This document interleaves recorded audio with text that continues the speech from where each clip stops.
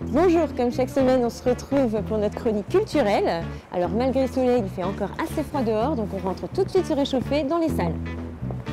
On commence avec l'espace Cosmopolis où il y a une expo que j'aimerais bien vous montrer. De la rue aux galeries d'art, le tag et son univers ont franchi le pas. Question Tag, c'est le nom de l'exposition qui a ouvert ce week-end à l'espace Cosmopolis.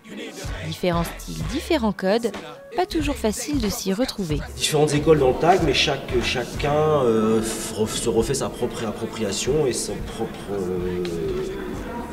propre calligraphie en fait. On voit le question tag là, qui est fait avec un marqueur, j'ai envie de dire en mine pleine. On voit ici celui-là qui est fait en mine biseautée. Là c'est de la bombe, très certainement de la bombe, j'ai envie de dire typiquement graffiti parce qu'on voit que le jaune est très puissant. Cette même bombe-là, ça doit être une jaune de récupération, une bombe de bricolage, quelque chose comme ça, avec un trait beaucoup moins puissant. Cette affiche dont parle Mervyn devait être exposée cours des 50 otages pour annoncer l'exposition. Mais la mairie de Nantes a reculé pour ne pas essuyer les critiques ou laisser sous-entendre qu'elle soutient le tag. Preuve que cette discipline a encore un long chemin à faire avant d'accéder au rang d'art. En attendant, il faudra se rendre à l'espace Cosmopolis avant la fin du mois. Autre salle, autre ambiance, le spectacle Les Voisines se joue en ce moment au Théâtre de Poche. Comme je pense qu'ils paient chacun 2000 balles. Tout ça pour se promener tout nu dans les égouts. Linda, Jeanne et Raymonde sont voisines. Elles ont des sales caractères et ont deux ennemis en commun, les hommes et les patrons. Un spectacle drôle et déjanté.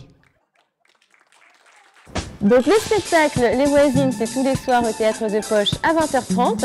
Et tout de suite, je vous emmène au cinéma.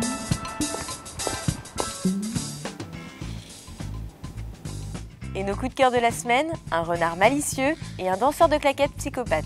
On se regarde ça ? Sa vie est fantastique. Mr. Fox est un renard très futé à la recherche de nourriture pour sa famille. Pour faire face aux fermiers qui l'en empêchent, il réunit une fine équipe composée d'animaux tous plus fous les uns que les autres. Une histoire tirée d'un roman de Roald Dahl, drôle et émouvante, réalisé par Wes Anderson.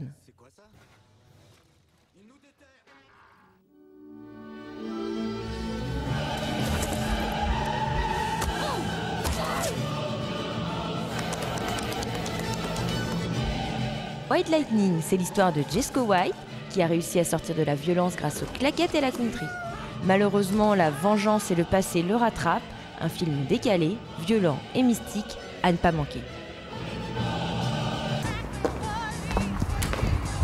Bon, moi je vous laisse sur cette idée de sortie et je retourne dans le froid en chercher d'autres pour ce week-end.